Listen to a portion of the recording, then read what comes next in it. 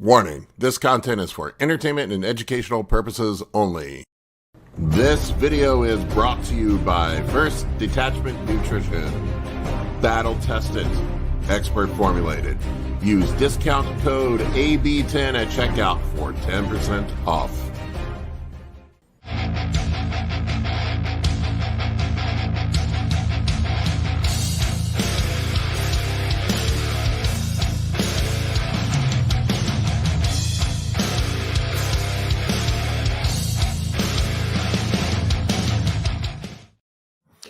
All right, bros, what's up?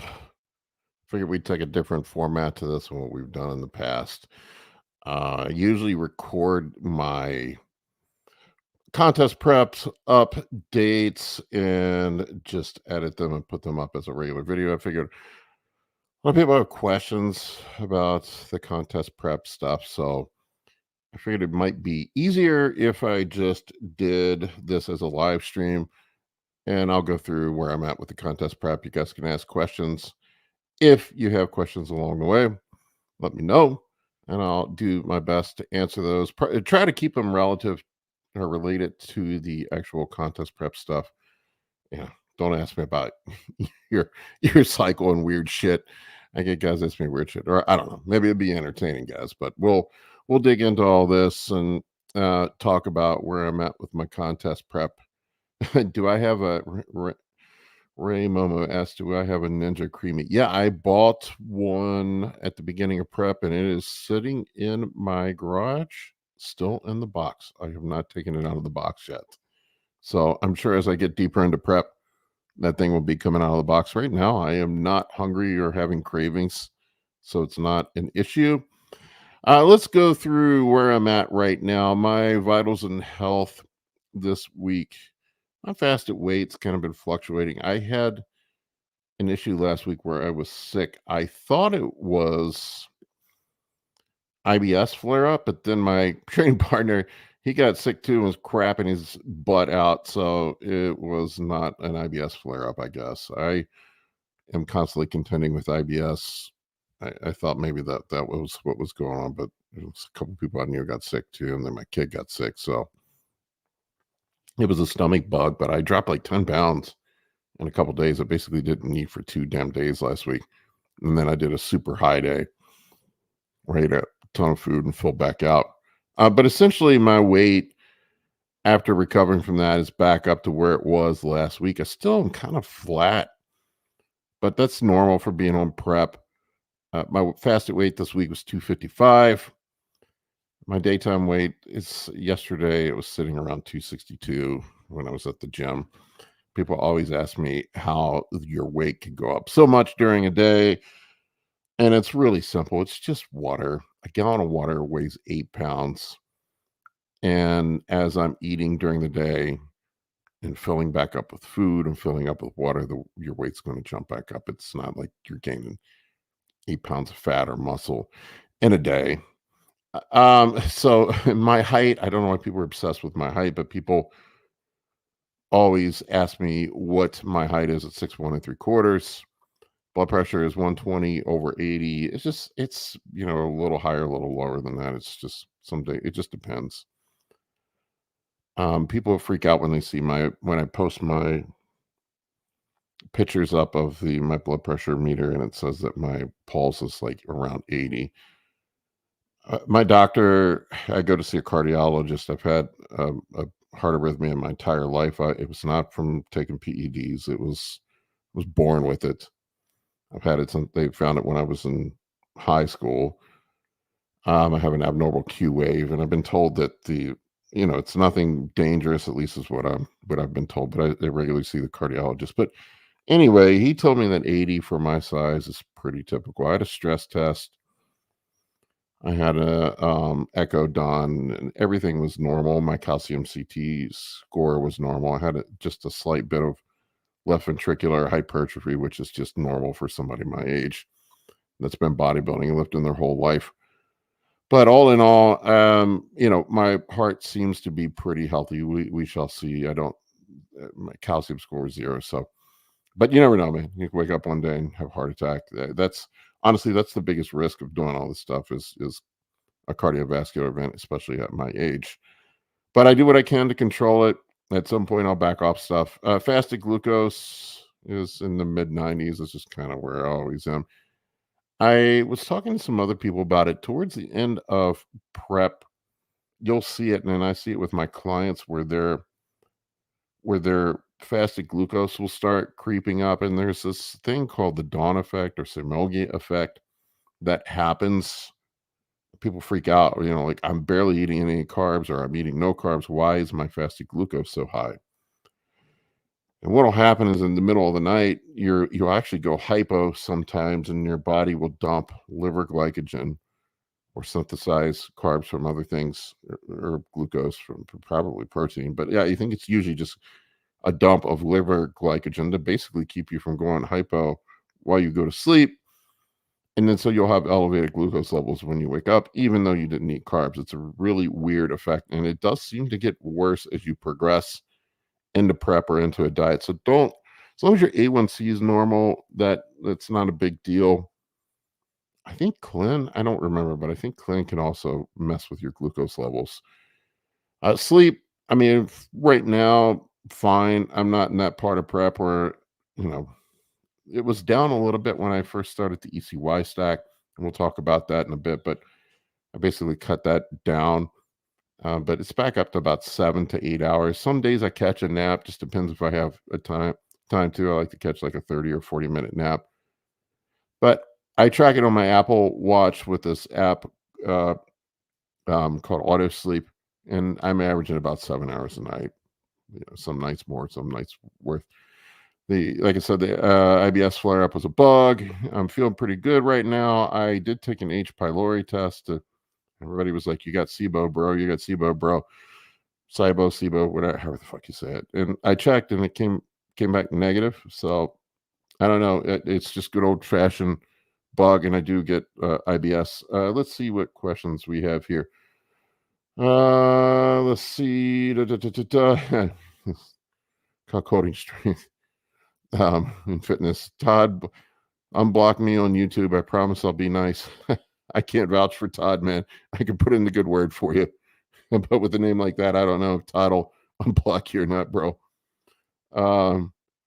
What's up, Mike Bell's Fitness Shorts? Let's see.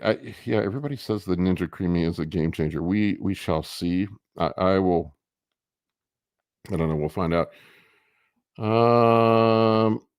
Let's see. Let's see. Lee J. I have a spare day away from the kids and wife. I am going to do a bunch of cardio on the treadmill, just walking. I'm aiming for 2 or 3 hours of cardio that day.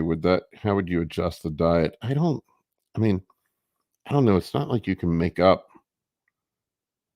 for fat loss in a day. I don't know. I think at that point you're risking burning muscle. The upper limit that I have seen for cardio for fat burning, there's some studies on it. You can look at it. It's not like you really stop burning fat at a certain point, but it seems like you start getting into gluconeogenesis as you get deeper into cardiovascular exercise, and also based on the activity. But it seems to be somewhere around the 40 to 45 minute per session is the optimal. Now, I'll max people out. This is the max that I'll have people do on contest prep or a diet phase is 2 45-minute sessions per day broken up. And honestly, I would prefer not to do that. I think it's counterproductive for hanging on to muscle. You never see somebody who does a ton of cardio carry a lot of muscle. You don't see marathon runners, although cyclists will have big legs and small upper bodies, but you don't see 250-pound super heavyweights that are running marathons. I don't know. It depends on what your goals are. If you're just doing it because you enjoy doing it, that's a different thing, but I don't know that that's the most productive thing for protecting muscle. For forgotten friend, I'm just glad you're okay after doing 10 grams a day. The king of trolls thinks I'm doing more than I am. I don't even think he believes that. I think he's just making stuff up to get attention. I would honestly, if you guys, we talked about that cycle this past weekend. If I were taking 200 milligrams of various orals, I can't even remember what he had on there. Superdrol, Winstrol, Anavar. I don't know. It was a really big combination. if I were taking 200 milligrams of orals at 50 years old, I would be dead. I don't think I'd be alive. How in the freaking world would I survive that? Not to mention, I already have stomach issues. I can't imagine what I'd have a bleeding ulcer and bleed out. It's just really ridiculous. Treadmill, bike, really. I mean, whatever floats your boat. Let's see. Is it normal to feel flat 6 weeks into a cut? Yeah, you got to get flat to lose fat. That's just how it goes. The fatter you are, the higher your body fat is coming into a cut, the more you're going to have to flatten out to get the fat off. That is one nice thing about staying lean in the off season, is you don't have to completely destroy yourself. I probably should get back into finish these up. Somebody says Jason, thoughts on Jason Baja becoming a bodybuilder. I don't know who he is. I really don't pay much attention to. I mean, people think I know a lot what's going on with other influencers and people out there. I'll be God's honest truth with you. I read the comments on my stuff and respond to some of them. I don't really watch other people's videos. I don't read any of the Reddit forums. I don't really pay attention to much of anybody else out there. There are a few people I follow, like John Jewett and some professionals, bodybuilders, but for the most part, the bro boys, I just don't pay attention to, because some of it just drives me. If I do, the nonsense and idiocy will just drive me absolutely mad. It upsets me. So I don't even just pay attention to it. All right, let's get back into this. So next slide here. Let me remove this one. This is check-in picks. These are my check-in picks from yesterday. You can see I'm a little watery. I ran out of Arimidex this week, so I didn't take it for a few days, and I definitely looked a little softer with the Arimidex. This was also after being sick, but for being 11 weeks out, I mean, I think I'm in a pretty good spot. This is just shitty posing. You can see my guts distended. I worked with my posing coach this week to fix my quarter turns. My side poses on my quarter turns are just trash right now. I'm trying to get those better. Yeah, and you can see here on the rear pose, this is under the crap lighting. I always, have heard, and Justin, my coach, Justin Harris, says that when you look good under the crap lighting, you're in shape if you're good under the crap lighting. So here's posing room photos. You can see the big difference between good lighting and crap lighting. This is what I look like under the good lighting in the posing room. Much different look, right? So we want to look peeled in the crap lighting. When you look peeled in the crap lighting, you're ready to get on stage. That's when you're ready. Here's my side chest pose. So yes, here you can see on side chest pose. I got this. People always are focused on my nipples, and I always tell people about it. I have one nipple that's inverted. It's from a goofed up gyno surgery, and then I have gyno, a little bit of gyno. It's hard to see on this one, but on the left, there's a tiny little bit, or right, sorry, there's a tiny little bit of gyno under there, probably the size of a marble, but it makes my nipple poke out, so it's like asymmetrical. I should have gotten it fixed this winter, but I was doing a bunch of travel. I mean, I was going somewhere every couple of weeks, so it wasn't conducive to having the surgery done, but probably next winter I'll get the surgery done and just again get that removed, because I've had it done multiple times. Let's see if we have any other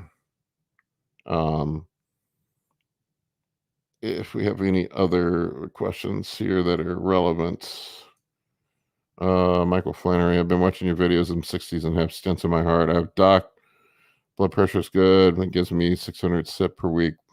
I'm making gains. You think this is okay? Well, that's a question you got to ask your doctor, dude. I don't know that I would. I don't know. I'm an idiot. I probably would be doing stuff even with that.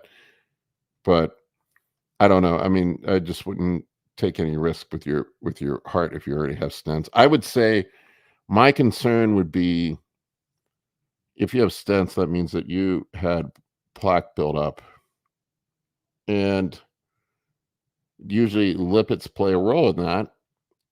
And Anavar particularly seems to be really bad at lipid skewing. All orals are bad. Even Anavar, which is considered safe, skews lipids.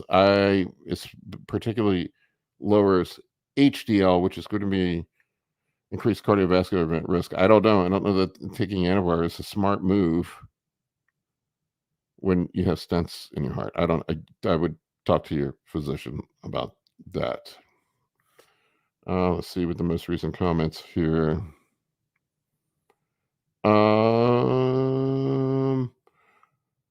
Let's see. Yeah. Oh, yeah. This is a good idea. This is something I found that helps with the high fasted glucose. Is 2 servings of Metamucil followed by casein and whey shake before bed. I actually do that sometimes.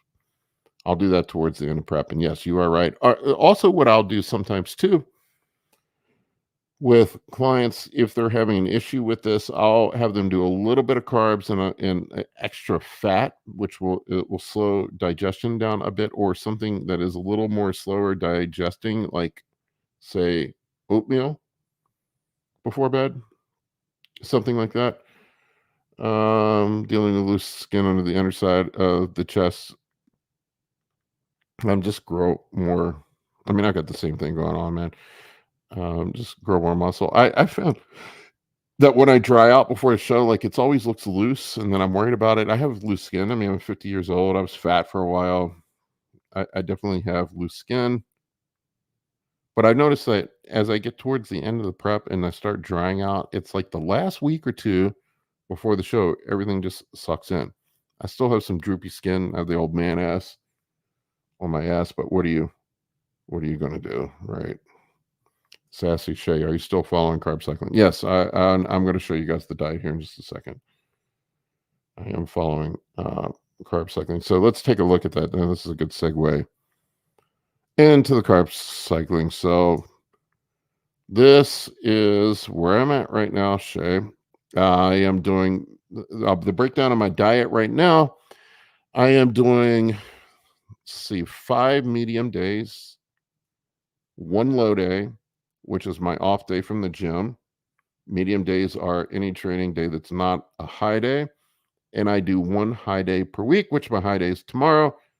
If you're curious what my high day looks like, I did a full high day of eating video a couple weeks ago, and that is while on prep. Justin has not changed my macros in a couple weeks. Everything has stayed the same for now. I'm sure the pain is coming soon. He'll be dropping the food down a bit at some point. But you can see what my diet looks like currently. I have my actual food choices on here.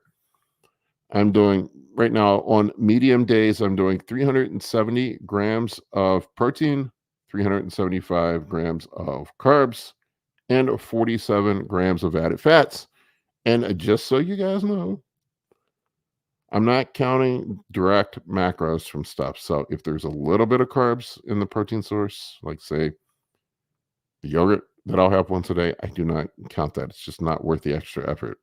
I am not counting the trace fats that are in the meats that I eat. I try to eat lean meats. You can see here, it's mostly chicken. Sometimes I'll do a little bit of protein powder. I can only do tolerate 1 serving of protein powder a day, or I'm going to have issues. And ground beef, I'll do 96% lean ground beef once per day. So my total direct calorie count for the day is 3,400. In reality, it's probably more like 3,600 right now. High day is 1 day per week, which I said is tomorrow. It's 330 grams of protein. So we lower the protein on the high day because carbs are protein sparing. And just, it's hard to eat 1,000 grams of carbs with all that protein in there. I'm not going to lie. So we'll jack the carbs up Lower the protein down a bit. Keep the added fat at near zero that day. You'll see on here I have 70 grams of, um, or you'll see I have 70 grams of fat from the cheat meal. But what I'll do is do 5 meals that are low fat, as close to zero as I possibly can make them, with high carbohydrates. I keep the fats low because I'm taking insulin. And my very last meal of the day, which is not with insulin, is a dirty-ish cheat meal. I shouldn't say dirty-ish, clean-ish cheat meal. I usually do something like burger and fries, sushi, steak and a potato, nothing insane. So that is usually what I will do for that. Low day would be my off day, which was yesterday for me. I ran Wednesday as my off day. 360 grams of protein, 300 grams of carbs, 60 grams of added fat. So it's just 50 grams of protein in each meal, 10 grams of added fat in each meal, 60 grams of protein in each meal. Nice, even, equally distributed. During that day, total calories around 3180. Oh, back on the high day, my total calories are somewhere around 6,000. We'll just say 6,000. The cheat meal is unmeasured to a certain degree. Justin says around 1,500 calories. For me, I can probably get away with a little bit more. But like I said, I try to stay away from something that's going to be unproductive. Like I wouldn't go hammer a whole pizza. That's not a cheat meal. I wouldn't go eat a dozen donuts. That's not a productive cheat meal. That's just going to make you fat. I wouldn't go hammer a gallon ice cream. That's not a productive cheat meal. I stick to something that's going to have protein, some carbs in it, and a little extra fat. Really, that simple. All right. So that's it on that. So let's see if we have any questions here about the. What's up, Dave and Jackie? I am that nerd.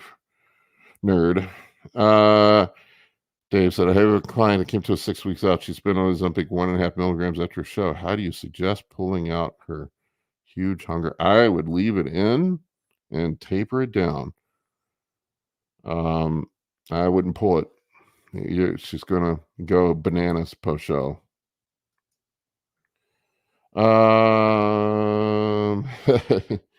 This JMO said, it looking like the divorce is the most anabolic substance ever. That success revenge can't beat it. Yeah, it definitely motivated me. I'll say that. Also, there was the motivation of getting laid too. I was a fat mess, and nobody would want to have sex with me in the state that I was in at the end of my marriage. I was not looking good. Fat and bald and pasty are not a good combo. What about a dozen?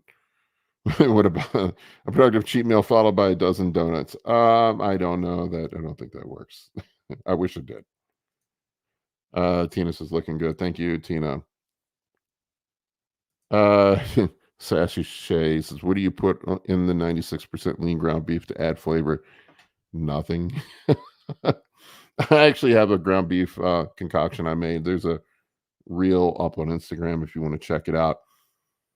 I cook it with beef broth, mix some rice, spinach in with it. I season it with Kinder's, the blend, and put a little bit of better than bouillon in it. And it comes out sort of tasting like a beef stew kind of thing. Let's see. Amy, RP has a great podcast episode about using GLP-1s during and after prep.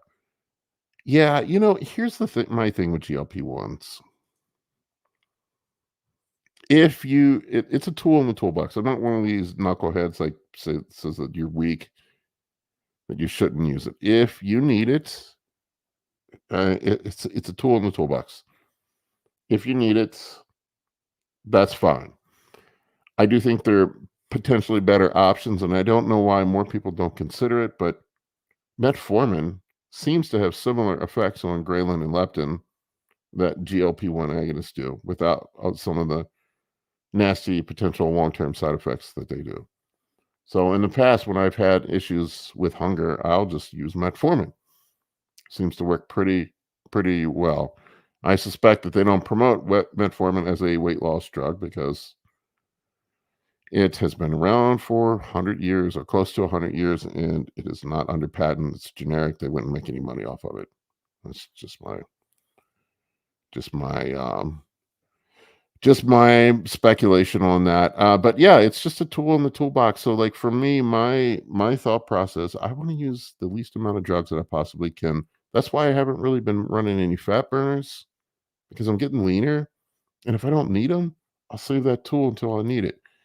And if I get to the end of prep and my hunger gets out of control and I can't contain myself, then I will do something to contend with my appetite. I have a strong willpower. I'm not one of these people that cave in to temptation. Usually I have in the past. I think that's a skill that I mastered when I was younger or older. When I was younger, I was the king of failed contest preps. I would get about 8 weeks in and say, fuck this, I'm going to go drink beer with my friends and eat pizza, and then they were over with.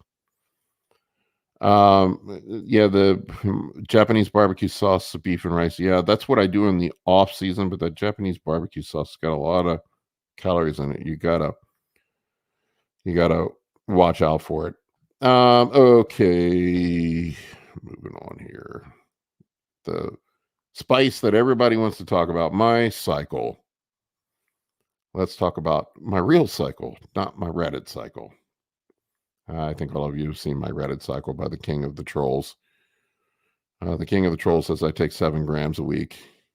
I do not take 7 grams a week. I would be dead if I took 7 grams a week. You know, it's disappointing because I have the contingent that tells me I'm going to die from taking what I am taking, that I'm already taking too much. And then the King of Trolls comes along and says that I'm not taking enough. You can't make everybody happy. Everybody's disappointed with what I'm taking. So it's hilarious because in the off season this year, I essentially just ran TRT. I don't know, 200. I don't measure it specifically. 250, 300. I don't know. I just put the needle on the bottle and yank out some testosterone. Shoot it twice a week. Take some HGH. It's somewhere between 250 and 350 milligrams of test. That's what I ran in the off season. And I didn't really grow. I mean, I'm not saying I grow, and I'm not saying you're going to get huge running that low of an amount. I've never claimed that ever.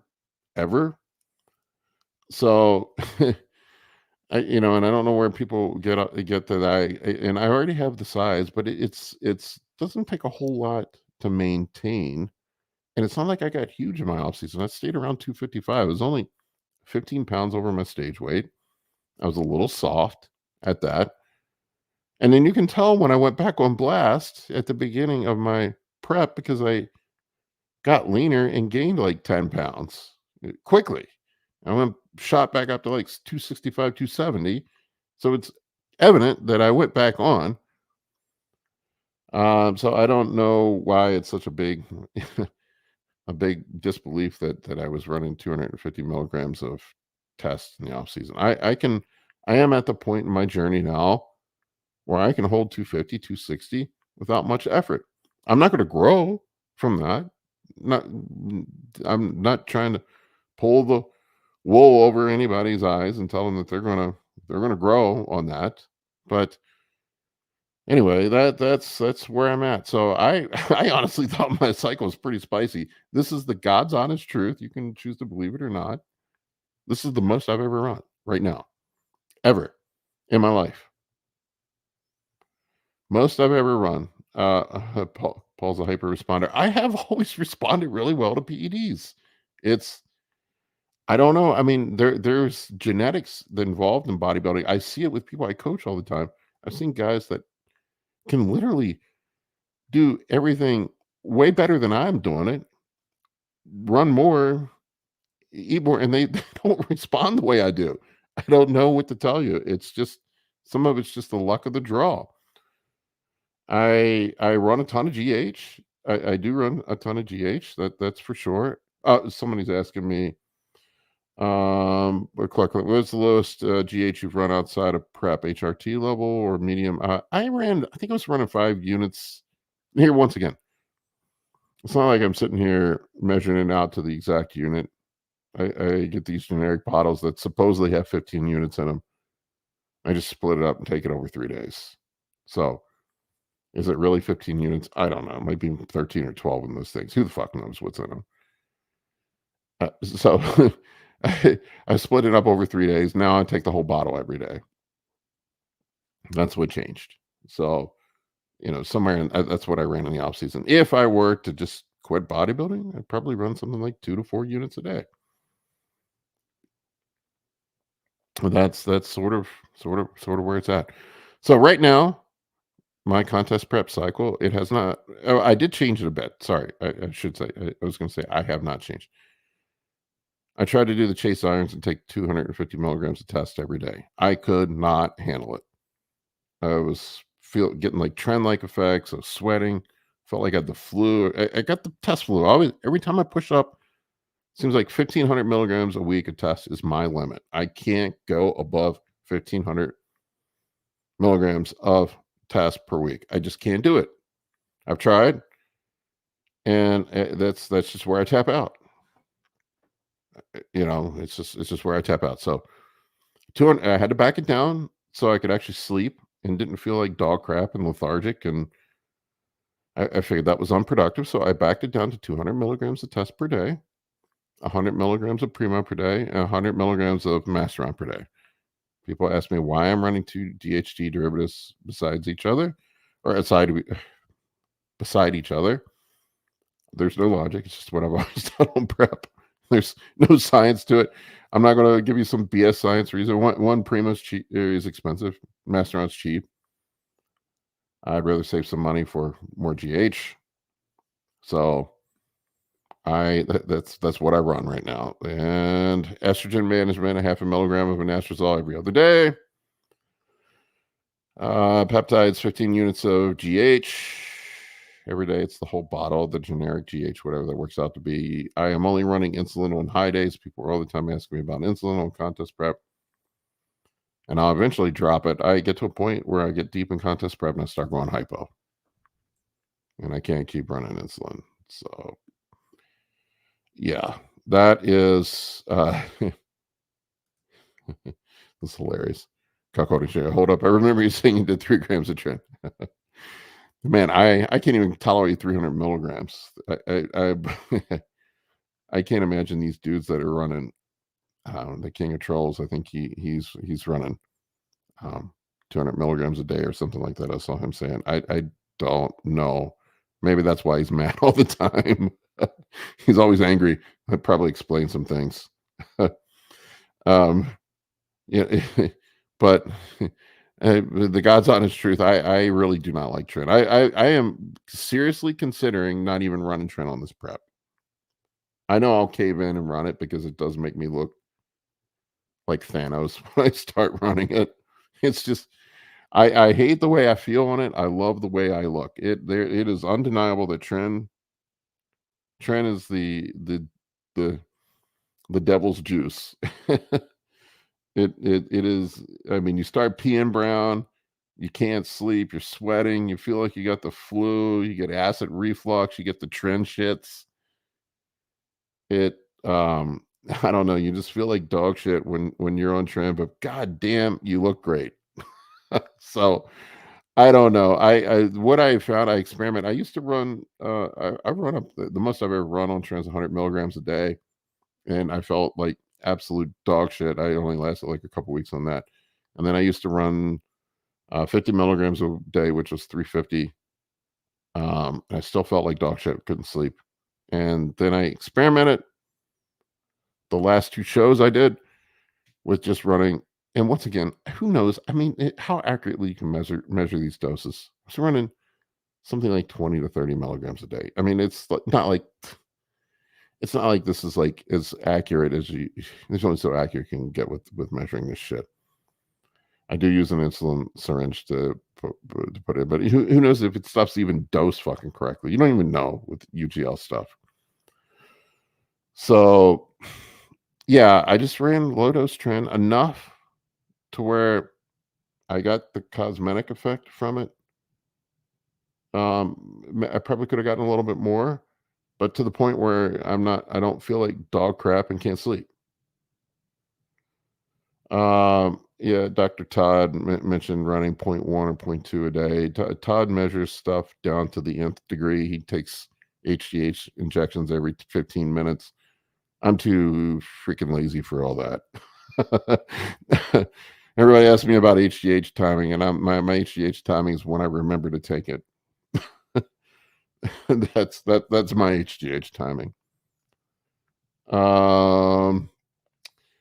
Let's see here. I mean, really, the fat burners. All right. So I've got not on here, but that's not entirely true. I started. Justin had me. It was 2 weeks ago. Told me to put the ECY, ephedrine, caffeine, yohimbine stack in. I tried it, and once again, I am like, this is the downside of being a hyper responder to drugs. I'm the same way. My friends laugh at me. I don't drink that often, but I literally could be drunk for 2 or 3 drinks. I just like respond. Like, I'm super sensitive to shit. I always have been.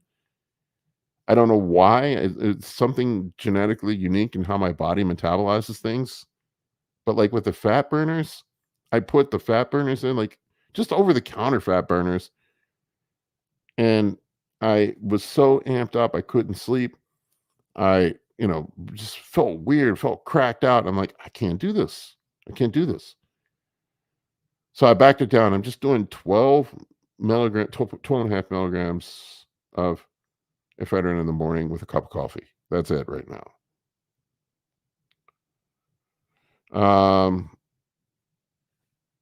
Holding strength. He said you must be joking about the trend because I'm too okay. I think he's talking to Josh. Josh says when I wake up for my HGH nap, I take more HGH. That is the downside. Like I used to split it up into 3 doses. If I take it during the day, I'm at my desk falling over asleep. It is a hot mess. Like, so I have to take it at night. Gray, I don't know. I think I'm saying this right. You're looking incredible, Paul. What are your thoughts on the cholesterol numbers? 45 HDL, 120 LDL. I know you're probably fine. The old LDL numbers are. It's really a ratio of HDL to LDL. You can look on the blood panel; they have it on there. I occasionally would get a calcium. What is it? Lipo A and Apo B, I think, are the 2 that you should also get checked. I would also really the proofs in the pudding is just getting a calcium CT score done, once a year or once every couple of years to see if you have any plaque buildup and a carotid artery ultrasound. Probably a smart thing to do, like once or twice a year. So that's probably the best thing to do. And then just keep an eye on it. And then once again, keep in mind that when lipids are skewed, doesn't necessarily mean that you're going to get a cardiovascular event. It's in combination with other risk factors. If you're running around with high blood pressure, if you're smoking and drinking, if you're eating like shit and your lipids are through the roof. I've seen some crazy lipids. I'm probably going to upset some people. I've had a few carnivore people or keto people, meat and fat eaters come to me that are taking PEDs.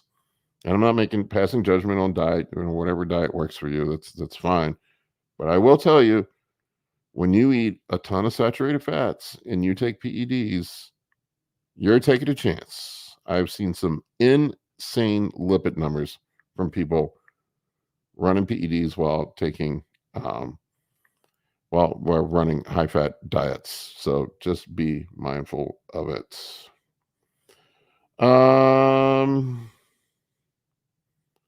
Joshua Perry said, I thought aspirin was crucial. I have never run aspirin with it before, ever. I mean, there's the Justin Harris had a thing up about that today. The aspirin seems to intensify the effect, the beta agonist effect of the ephedrine. Honestly, I'm not a big ephedrine fan, to be truthful with you. I think for me, just Clen is enough. Let's see here. Quentin 244 HJ. What's your thought on using MK677 along? I mean, I don't know, man. I'd say save your money. Save your money and best save it for a rainy day and get some HGH later when you can afford it. I don't think MK677 does shit, to be honest, other than make you hungry. I mean, you got to think you're overclocking your pituitary. And so if you're getting older, I mean, how much, I mean, how, let's say your pituitary is cranking out, 1 unit of GH per day and you increase it by 30%. I mean, what is that? 1.3. So I don't know. Sassy Shay, I don't want to use anything, but man, it's tempting. You're listening to the wrong podcast if you don't want to be tempted. I'm not a good influence. Yeah, Greg says, I'm in Canada. It's hard to get those extra markers checked. Yeah, it sucks up in Canada, man. I hate it with my clients up there. You can't get blood panels done. I have dudes that'll come down to the States and get blood panels done. It's ridiculous. Yeah, I would check on getting the calcium CT scan done. Down here, insurance doesn't seem to cover it, but there's diagnostic centers that'll do it, and it's like, I think it's about $100 I pay for it, and it's not crazy expensive. Yeah, Joshua Perry's right. I mean, MK probably costs as much as HGH does. A good, cheap generic. I don't know. Let's see here. What about low amount of coconut oil saturated? Something like coconut oils, MC. It's a medium chain triglyceride, so it doesn't work. I mean, it gets converted to energy a little bit differently. I would only use it if you're not eating carbs. I don't think it's necessary when you're eating carbs. That's my 2 cents. When you train with Dante, what were your best lists? Squat, bench, deadlift. I did a little bit of powerlifting when I was younger. I don't remember exactly. I'm going to be the old man talking about what I used to lift. I hate being that guy. How much did you used to lift, bro? You hear all the stories from the guys in the gym that what they used to lift. I will say this: there was a one point, I was an incredible presser. I don't know why it's probably why my shoulders are all fucked up now. But I used to be an incredible presser. There was a point in my 20s where I could incline 405 for reps. So, I mean, I could get something like 6 to 8 reps with incline barbell bench. I remember doing flats for like 455. I could bang out a couple with 455 on flat benches at one point. I was doing front presses with barbell presses with 315. Deadlifts. I was never very good at deadlifts. I don't know. I mean, 5 plates in a 25. I don't know. I blew my back out on deadlifts. I just was never very good. I just got a really long torso and short legs. Like I'm just not made for deadlifting. On squats, I don't know. I think Dante would have you do these Widowmaker sets, these 20 rep sets. I think the most I can ever remember, I banged out 455 for 20 reps one time on squats when I was younger. Also, probably why I've had 5 knee operations, or maybe that was the basketball that did me in. I don't know. I look back at the way I used to lift. It was idiotic. I should have lifted much differently. I'm not taking anything away from Dante's training. Actually, his training is very intelligent and he promotes good form and not actually doing that stuff. I lifted like a dunderhead. I definitely, it's funny that I give guys a hard time for ego lifting, and the main reason I do is because I used to be an ego lifter. Let's see. Joshua Perry, which part of the powerlifting hurt? Which body part did powerlifting hurt the most? Oh, definitely my shoulders, man. I trashed my shoulders. My shoulders are absolutely nuked, man. I've got a small pec tear in my, I don't know. You can see it a little bit right there. I don't know if you can see. It looks like part. It's actually worked out fine because it looks like part of the separation in my pec. But I don't have it on the right one, but it looks like separation. But I have a tiny pec tear. It was just like a strand of my pec just ripped off. And then my shoulders are all fucked up. Both of them, I need shoulder surgery on both. Which do you have a body part that's getting harder to maintain and grow past 45, or is everything? Legs are the one that you see fade on older guys, and legs seem to be the hardest to maintain. I actually brought my legs up this year a bit. It's once again, it's one of those things where you have to put your ego aside and forget about lifting heavy.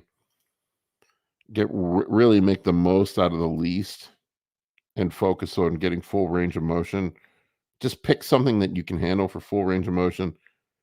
But it seems to be legs are the ones that you see old guys lose first. Legs, triceps. You'll see dudes lose triceps because their elbows are all fucked up. I have seen some. My triceps just don't look like they did when I was younger. They don't have the pop that they used to. They don't. I don't know. They just look different. But I would say for me, it's legs have been the hardest to make. Back, because I can't really do any. Legs and back, I guess. I don't know. Probably legs first. Back would be second because I can't really do any. My back's all messed up. I can only do braced exercises because I have stenosis in my spine, so I have to be really, really freaking careful. The thing is, though, if you're creative and you are smart about your training, you can work around a lot of stuff. Let's get back to this. So health supplements, I'll run through these real fast, and then we'll talk some more about my training, how I'm doing my training right now. Health supplements, glucose management. I'm using berberine on the high days. I use the Suppressor Max product from First Detachment. If you want to pick it up over there, discount code's AB10. General health, whole food multivitamin 2 times a day, 2,000 milligrams of vitamin C, 5,000 units of vitamin D. For my cardiovascular health, I have a stack that I run. For cardiovascular health, I am running 3,000 milligrams of fish oil, 2,000 milligrams of flax oil, 100 milligrams of CoQ10. It's ubiquinol, actually. 1,200 mil. I have a video up about my supplement stack. If you want to see what my supplement stack is, you can check that out. I go through, it's just a day in a life video with me. I'll go through and show you all of it. 1,200 milligrams of citrus bergamot and 1,200 milligrams of red rice yeast extract for my cholesterol, for my lipids. For liver, milk thistle, tucka. Occasionally I do take NAC. NAC kind of tears my gut up. I got to be careful with it. Like I said, I have a very sensitive stomach. I have to be careful with some of these supplements. Kidney health, astragalus. I get the renal reset product from First Detachment. Digestion is ox bile. I run that on some of my high days. Digestive enzymes as well in psyllium husk at night. All right, let's talk about training a little bit. This is before we move on to that, I do for my blood pressure. I do take telmisartan. I had somebody reach out to me the other day when I posted my picture of my blood pressure being 120 over 78 or whatever, and he's like, "You cheat. You take telmisartan, so that doesn't count." I'm like, "What? Why does that not count?" And my blood pressure is what it is. And so it's cheating to have a good blood pressure if I take blood pressure medicine. I'm 260 pounds, bro. I would imagine pretty much everybody that's 260 pounds, whether they lift or not, probably needs to be on a blood pressure med. Dave B. He asked, Paul, do you use creatine, or is it better to use that than money towards GH? I might be the only damn person in the world that doesn't run creatine. I don't use creatine at all. I never have. Oh, well, I shouldn't say that. I have dabbled with it once in a while. I have seen some people have some really screwed up kidney markers from creatine. I've seen their creatinine go through the roof. Now, from what I understand, that's probably a false positive elevation. And I know there's been a bunch of studies done showing that creatine doesn't cause kidney damage, whatever. But I don't, those, gotta keep in mind that those studies are not done on PED users. We don't know if this applies to how we are with how PEDs affect our physiology, but I have seen a lot of guys have crush their EGFR and their creatinine levels go through the roof when they run creatine. So that makes me a little hesitant. It's probably a false elevation, would be my guess, according to Todd. When I talked to him, he says it's a false elevation, but I don't know. I stay full. I mean, out of the things that I'm taking, I like. Do I really need fucking creatine? I'm also eating red meat every day. Red meat has creatine in it, so it's probably unnecessary. I would say it. I think largely creatine has been proven to be very safe for a broad audience, but I don't know. I don't overdo the supplements, to be honest with you. I mean, you see my supplements that I take are really geared for organ health, to protect organ health from the PEDs, the borderline PED. Well, I guess it is PED abuse, or whatever. But I try to mitigate that, and then beyond that, it's just to supplement micronutrient deficiencies, because my diet is somewhat limited from taking um, taking uh, with the IBS. Um,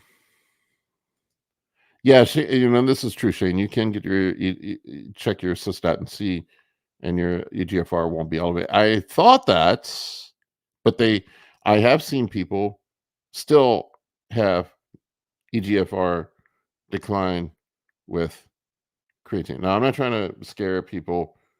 There's probably nothing to it, but I don't know. I just at the end of the day, it's another supplement that I don't need. A lot of people get obsessed with. So I don't use pre-workouts. I do use some of the first detachment stuff.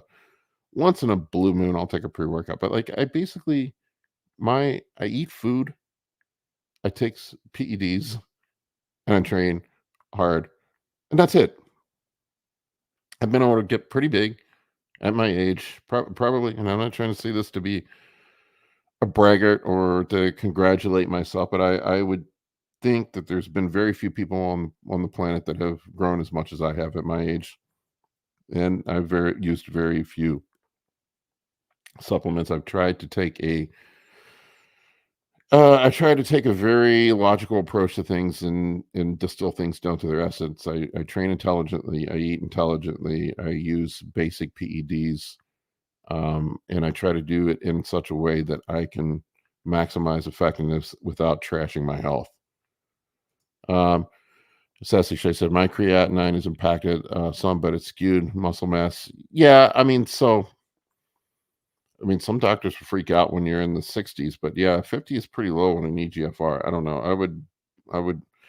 You can you can go to a nephrologist, and you do a 24-hour clearance. Or actually, you can order one yourself, a 24-hour clearance test to see where you're at. I don't know. I didn't mean to turn this into a creatine debate, but I don't use it. It's just I just haven't found the need to. But kidney health is something you have to be aware of as a PED if you're using PEDs and you're a heavier bodybuilder. I have run into quite a few people over the years that are in some stage of kidney failure. It's probably one of the most common long-term issues that bodybuilders have is getting into kidney failure. I don't think trend helps things. I definitely know that diuretics at the end of contest prep doesn't help things. Being heavy, having your blood pressure through the roof, is probably the biggest thing. Joshua Perry, use that creatine money for Primobolan. I mean, I don't know. That's what I say. Primobolan or GH, save it. Put that money away for some GH. I think that would be, in my opinion, that's budget better spent. Okay, so let's talk some training. Enough of that. My training program, I have some older videos up about my training program. I need to update it. I have some training videos up I've been paying video guys to come into the gym and record me train. I really hate being recorded in the gym. I don't like being that guy, but people requested them, and then nobody watches them. Like my poorest performing videos, and they cost me a lot of money to have made.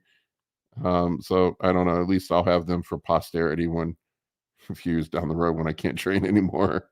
I'm all beat up and old, and I can say, "Look, I really did do that." Um, so just so my training right now, if you want to see what it looks like, there are some training videos up. I've been recording them periodically. I use a Renaissance periodization style of training, like Dr. Mike Israel style of training. There are many different ways to train. I found this to be the most effective for me now at this point in my journey. It's an intelligent way to train. I used to do more HIT style training than I did bros training. I've basically trained every possible fucking way you can train. And I've been doing this style of training now for, I don't know, 4 years, close to it, maybe 5. I don't know. I had to figure something out because I'm old and broken. But one thing I remind my clients of when they're on contest prep, people still think they're going to progress and grow in contest prep. That just like never happens. I know people see me growing on contest prep. It wasn't that's so look, that's a bit of an illusion because like I said, I was not running or wasn't blasting gear. And then you go from not blasting gear to going back on. And then you have an initial water retention, watery mineral infiltration of the muscle tissue. So you're going to fill back out. You have increased glycogen synthesis, all these initial things that happen. And then so you just fill out. You get fuller from, reintroducing insulin to the equation, bumping the GH up. And then you get this effect where you just sort of basically put the tire pump in the muscles and blow back up. It's not really new tissue. You don't grow new tissue that fast, so you just fill back out. It's sarcoplasmic growth or whatever. It's I don't know. It's temporary, so we'll just say that. So you're not going to grow muscle on contest prep. So I always remind my clients, your goal on contest prep: 1, don't lose muscle. 2, don't get hurt. I can't tell you how many bodybuilders I've seen injure themselves on contest prep over and over and over and over and over and over again. You think about it, when most people have their injuries, it's towards the second half of contest prep because they're still training like they are in the off season. They're all dried out. They're depleted. And they're in a calorie deficit. Their body's not recovering the way it was before. They're not getting sleep. They don't have all that extra fluid and fat for leverage and protection. And then they end up tearing something. Every year. It's think about it. Just think about like all these bodybuilders that have had catastrophic injuries. They're almost always on contest prep. So be intelligent with, maybe dial it back just a little bit. Not so much that you're going to lose muscle. You're not.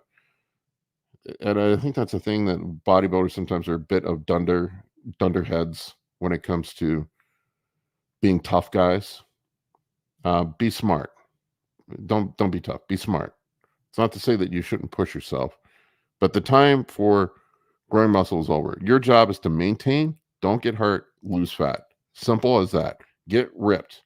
That's your job on contest prep. Dave asked me, do you use any intensifiers on contest prep? No, I do not. I almost never do intensifiers, period. I just do straight sets. I used to do a lot of intensifiers when I was young, and all I found that intensifiers do is just beat me up even more. So, I mean, you've trained with me, Dave. You've seen how I train. I just do a straight set. And if I feel like I need more, I'll take a break, do another set. I don't know. I just don't do intensifiers. Once in a blue moon, I'll do a drop set. But the more I've thought about it, mechanical tension is the primary driver of hypertrophy. Wouldn't it make more sense rather than doing a drop set where you already have this, I don't know, chemical fatigue or whatever, where your body can't, you're not fully recovered and actually do a full effort set.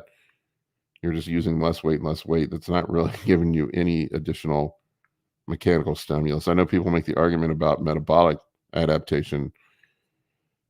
It probably, in my head, and maybe I'm completely wrong about this, maybe it would be better off just taking a break, letting the gas tank refill, and do another set with maximum tension and stimulus on the muscle. I don't know. I think a lot of that, I think a lot of stuff's unnecessary and overrated. I'm trying the Kevin Leverne prep methadone prep. Yeah, maybe. All right. So my split right now, I do a modified push-pull legs. I only train chest once a week. I only train shoulders once a week. So it's technically not push-pull legs. I'm hitting back twice a week. I'm hitting legs sort of twice a week. The reason why I'm not doing chest or shoulders twice a week is because my shoulders are all beat the fuck up. I just can't do it. I start getting pain.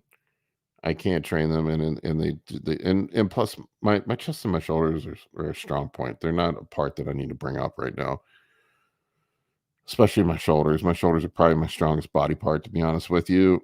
So I have shifted that volume over towards back, which is a body part that I needed to bring up. I was told by the judges in the last contest that my back needed to be brought up a bit. So I train back twice a week.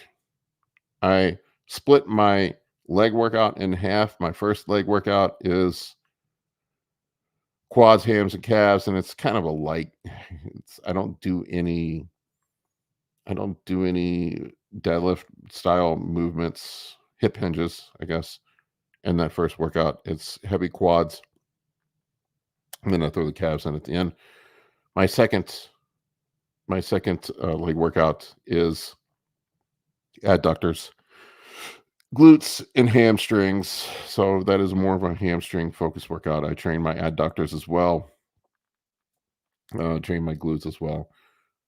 I do train biceps with the back workout. At the end of the back workout, I train triceps at the end of the push workouts. So they get hit twice a week. Arms get hit twice a week.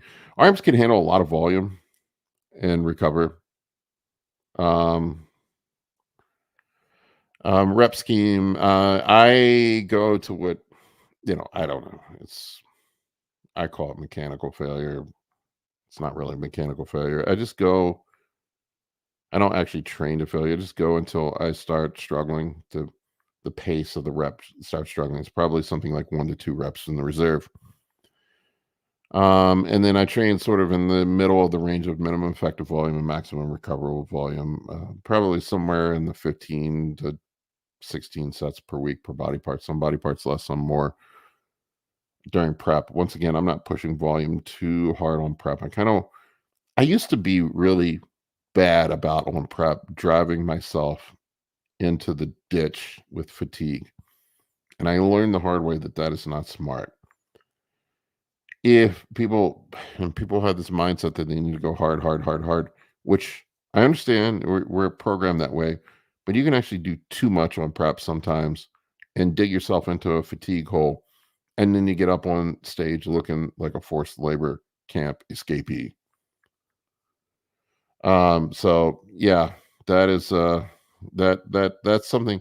I did a better job of managing fatigue on my last prep. I took deloads. There were some days if I went in the gym and I just didn't have gas in the tank, I just listened to my body.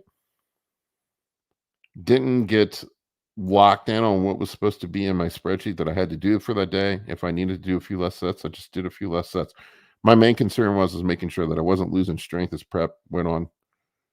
But that's kind of how I did it. Oh, here's AJ. Keep pushing, champ. Enjoy those 6,000 calorie days. They may not be. I know that the pain's coming. Justin is probably going to pull my carbs out soon on some of the other days. Last year, Justin likes to ramp it up in the middle of prep. He put these essentially zero carb low days in. And my God, I feel like dog shit on those. I need my carbs. I need my carbs, bros. All right, and that's I do cardio right now. People are gonna laugh at this. My clients get upset. They're like, "How can I get away with doing 4 20-minute cardio sessions like you?" And I'm like, "You can't." I I just have a freak metabolism. I don't know what to tell people. I am abnormal when it comes to that. Like none of my clients are doing that little cardio. I don't think I have maybe one person. I think I have one person that's sort of like me, but it's an anomaly. Most people are doing a lot more cardio than this. My posing, I throw posing and I pose. I try to pose 5 to 6 times a week.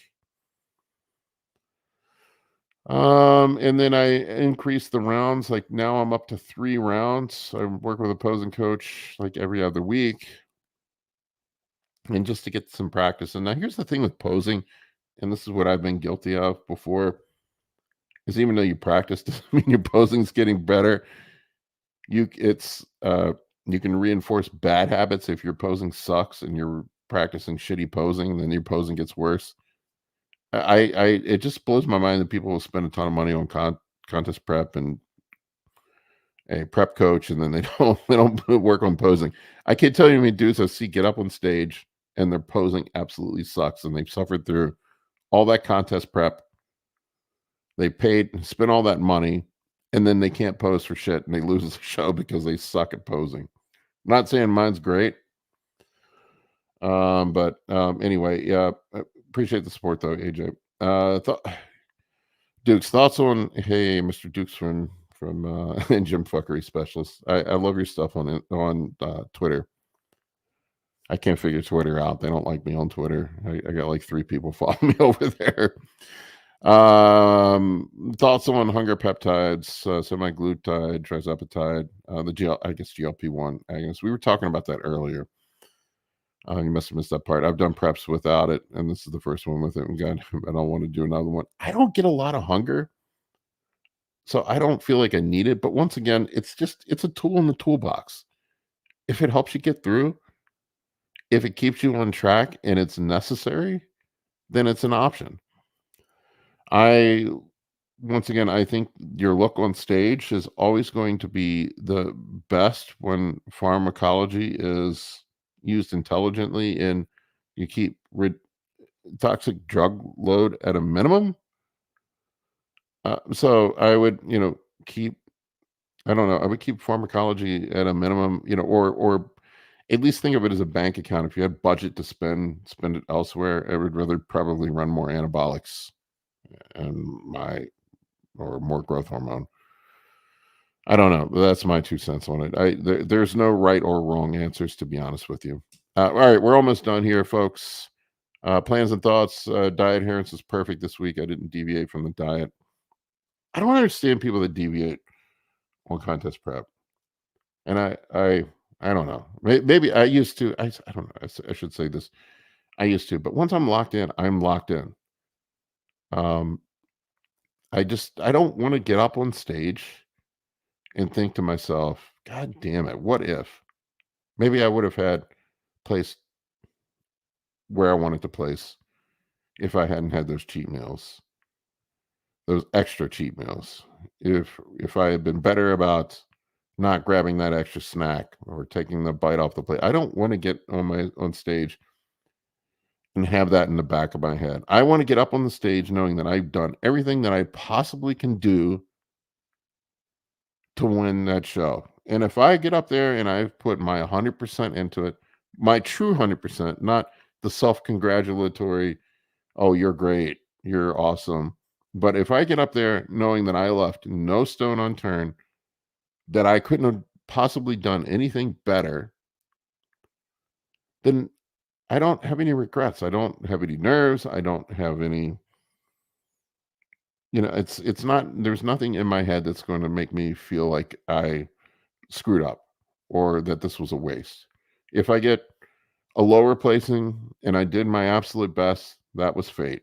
The only thing I can control is how hard I work and what I put into it, and the rest is up to fate and somebody else's opinion at the end of the day. So I don't get too hung up on placing. I think everybody, I don't want to blow smoke up your skirt and say that, I don't want to win a show. Everybody wants to win a show. Everybody gets on that stage wants to win that show. But at the same time, it's not the end of the world if I don't. I'll go back home. I just love doing this. I love doing this. I love getting up on the stage. Well, not really getting up on the stage part, but I love getting ready and doing the stuff. Other things. I had to drop the hereby. I just and I came to the conclusion. Yo, man, it fucking sucks. I hate it. I know it works. Some people tolerate it well. I am not one of the people that tolerates it well. It makes me feel like a wet bag of dog shit.